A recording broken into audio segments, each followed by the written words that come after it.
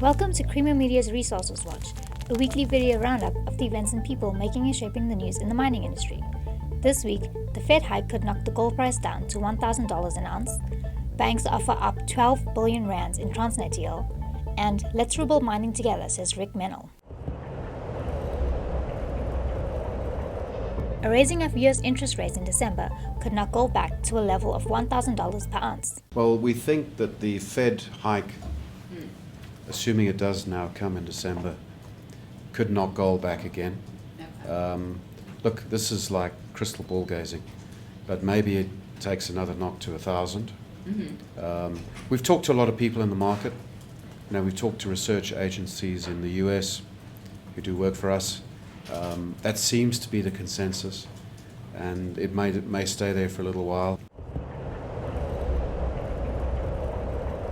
Transnet has announced the successful conclusion of a 12 billion rand club loan with 5 of the country's major financial institutions. Today, we're here to sign a momentous club loan agreement with 5 key financial institutions in order for us to further our goal of catapulting South Africa as a leading supply chain country, making sure that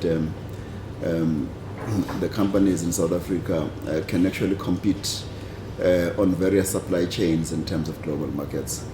The participants in this loan, which was concluded with each funder separately but on the same commercial terms, are ABSA at 3 billion rand, Nedbank 3 billion rand, Bank of China at 3 billion rand, Future Growth at 1.5 billion rand, and Old Mutual Finance at 1.5 billion rand.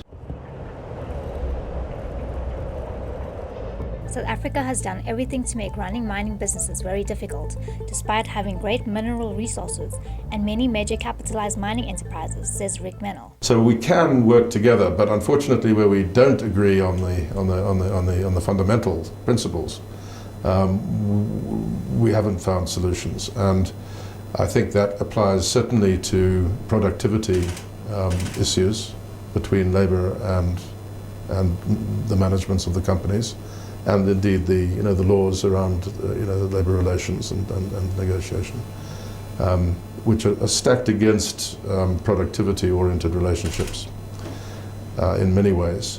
And then the regulatory burden in many areas that's based on the mining industry is actually unsustainable. It comes from a deep distrust of the private sector on the part of a lot of the people making the regulations, and a failure on the part of the private sector to explain themselves satisfactorily. And the result is uncertainty, and the uncertainty leads to a different perception of risk, which changes the outcomes in terms of investment, which means the industry has really just been making brownfields investment to maintain its operations. For mining news as it breaks, stay logged on to miningweekly.com and register for our free daily newsletter.